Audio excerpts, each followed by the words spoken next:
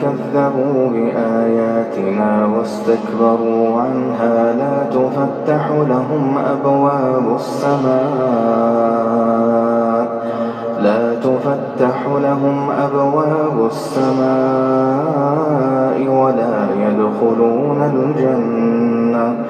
ولا يدخلون الجنة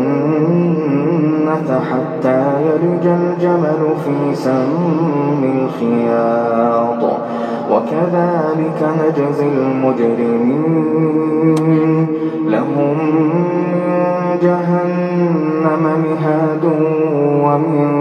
فوقهم غواش وكذلك نجزي الظالمين والذين آمنوا وعملوا الصالحات لا نكلف نفسا إلا وسعها أولئك أصحاب الجنة هم فيها خالدون ونزعنا ما في صدورهم من غل تجري من تحتهم الأنهار وقالوا الحمد لله الذي هدانا لهذا وما كنا لنهتدي لولا أن هدانا الله لقد جاءت رسل ربنا بالحق ونودوا أن تلكم الجنة أورثتموها بما كنتم تعملون ونادى أصحاب الجنة أصحاب النار أن قد وجدنا ما وعدنا ربنا حقا فهل وجدتم ما وعد ربكم حقا قالوا نعم فأذن مؤذن بينهم اللعنة الله على الظالمين الذين يصدون عن سبيل الله ويبغونها عوجا وهم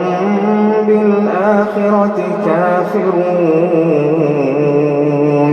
وبينهما حجاب وعلى الأعراف رجال يعرفون كلا بسيماهم ونادوا أصحاب الجنة أن سلام عليكم لم يدخلوها وهم يطمعون وإذا صرفت أبصارهم تلقاء أصحاب النار قالوا ربنا لا تجعلنا مع القوم الظالمين ونادى أصحاب الأعراف رجالا يعرفونهم بسيماهم قالوا ما أغنى عنكم جمعكم وما كنتم تستكبرون أهؤلاء الذين أقسمتم لا ينالهم الله برحمة ادخلوا الجنة لا خوف عليكم ولا أنتم تحزنون ونادى أصحاب النار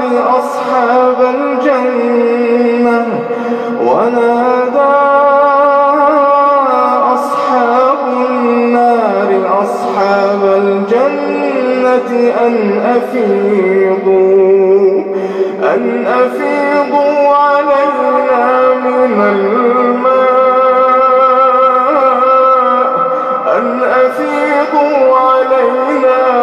الماء أو مما رزقكم الله.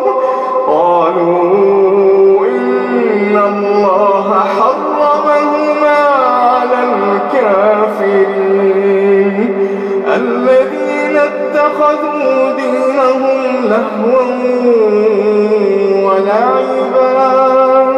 وغرتهم الحياة الدنيا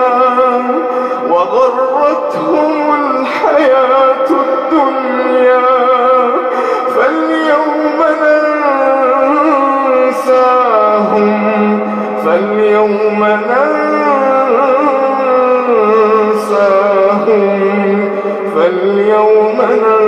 ننساهم كما نسوا لقاء يومهم هذا وما كانوا بآياتنا يجحدون. ولقد جئناهم بكتاب فصلناه على علم هدى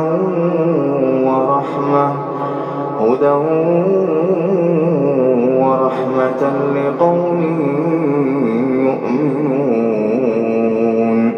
هل ينظرون إلا تأويله يوم يأتي تأويله يقول الذين نسوه من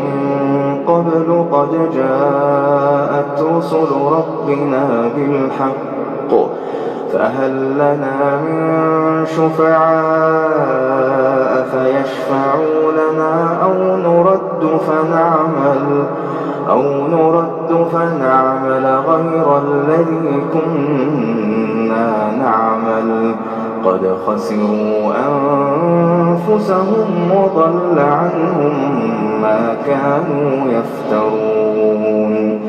إن ربكم الله الذي خلق السماوات والأرض في 6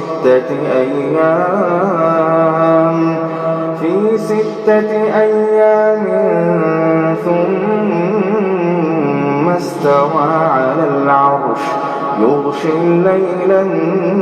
النهار يطلبه حثيثا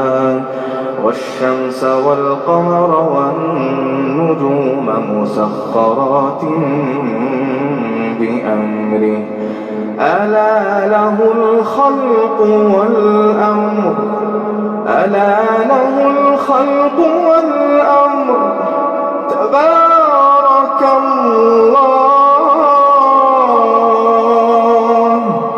تبارك الله رب العالمين.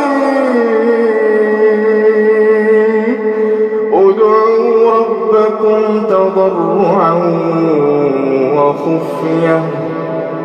إنه لا يحب المعتدين.